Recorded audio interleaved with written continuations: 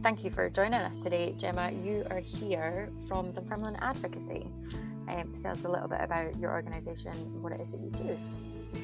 Hi Jay, thank you for having me with you today. So I'm Gemma from Dunfermline Advocacy. So we're a small voluntary organisation working across West Fife. We began in 1992, so we've been working in the area for over 25 years, and we are a citizen advocacy charity. So we match local volunteers, local citizens with vulnerable adults who are 16 and over. And those advocates provide support and friendship to the person that they're matched up with, giving that person the chance to have a voice and have their views represented.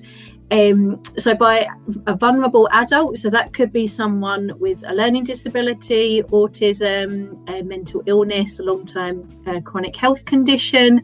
Often the people we work with are quite socially isolated. So in terms of kind of supports within their life, it can be quite limited. It might be limited to just paid people supporting within their life.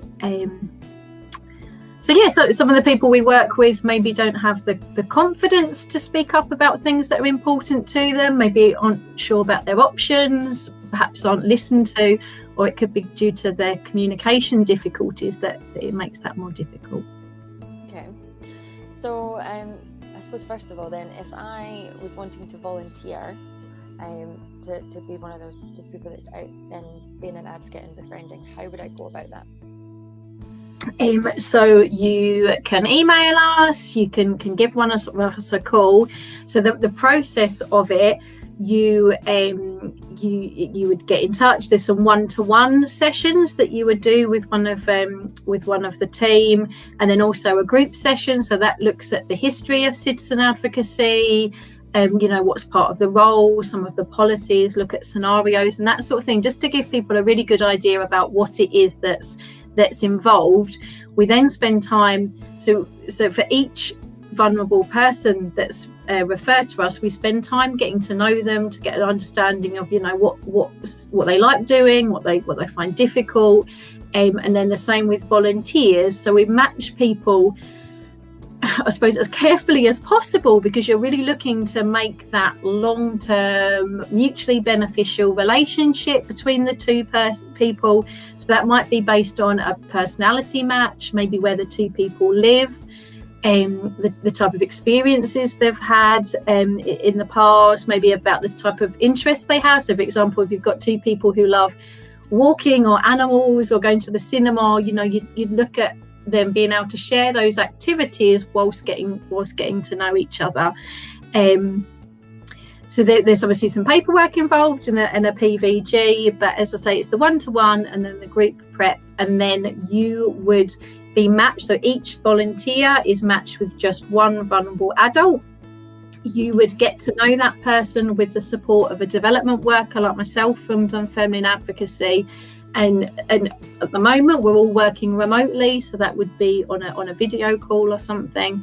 And then we would do that until both the vulnerable adult and the volunteer felt comfortable enough to start meeting themselves.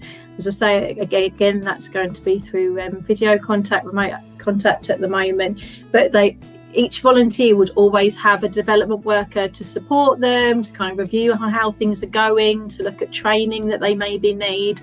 So it is very much a kind of ongoing process of support and training. Amazing.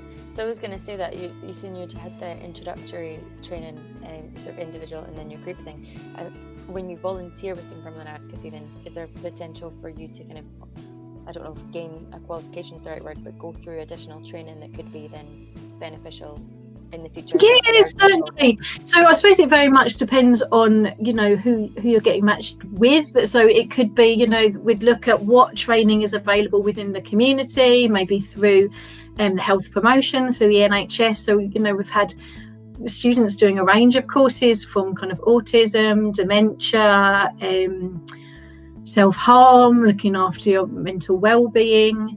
So it is very much, and then certainly through Dunfermline Advocacy, we look at running different courses, kind of in-house as well, depending on the sort of things that people that are coming up for people. So yeah, that's certainly ongoing as well. And I suppose just to say, I suppose there's two aspects of citizen advocacy. So you're on the one side, I suppose you've got the social aspect. So it's about volunteers spending time with their partner, doing things that they enjoy, reducing social isolation, and helping people make better links within their community, sharing interests. And I think now more than ever, it's about actually just for people to have someone to support them through difficult times, just knowing that you've got, you know, someone at the end of the phone to listen to you, and, you know, and to keep that contact up with. So that's the social side. And then the advocacy side is around giving someone a voice.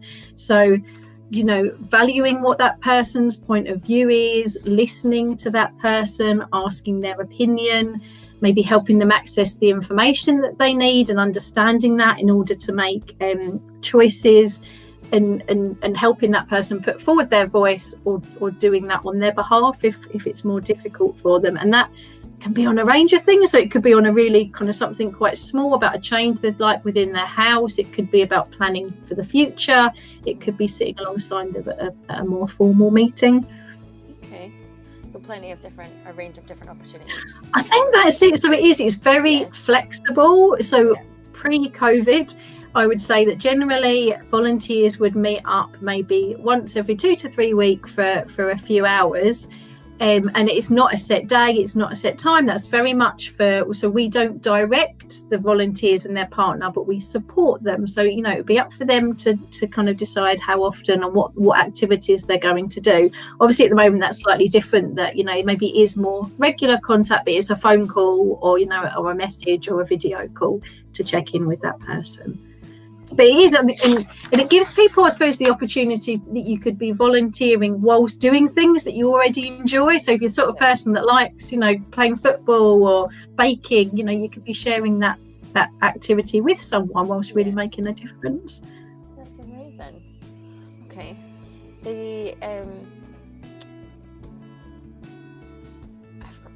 People, when they're getting in contact with you, do they just go direct to your website, or is there just a general, what's the sort of email address then if people wanted to sign up to be a volunteer? Or do you have to go through an application form on the website? No. So you can literally send us an email, give us a call, and then, you know, we would just you know, set up a phone call or video call, and we can take it from there. So do you want me to give you the mobile numbers?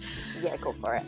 So the mobile numbers at the moment for the 2 full-time members of staff, so it's 07307 613 848 or 07988 298 539, or you can email us at inquiries@Dunfermline Advocacy, all one word, .org. But also have a look at our website. There's a contact page on there, so you could contact us through the website. And you can have a look at what we do on social media as well, on Facebook or Twitter as well. So yeah, just get in touch if anyone's interested. And it is really about having that informal chat with people at first, so we can explain what we do, and they can obviously see if it's the right opportunity for them. Perfect. Amazing. I think you have very eloquently covered anything that I was going to ask. So you've given lots of different examples and opportunities of how people can get involved and what it is that you do and why it's so beneficial.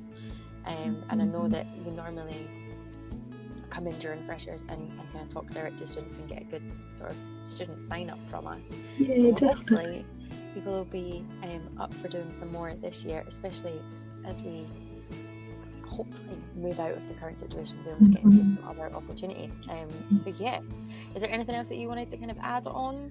I don't think so. Only, I suppose, on the note of what is going on at the moment, you know, with everyone, I suppose social contact for many of us has changed quite dramatically, and, you know, maybe, I don't know, I think all of us have maybe got a bit of a better understanding of the impact of isolation and losing that social contact. So I'd say, I think now more than ever, you know, it's really important to make sure that, you know, that people do have someone to turn to, and that, you know, we can help ensure that everyone is valued and people's voices heard, even those at increased risk of being isolated and excluded.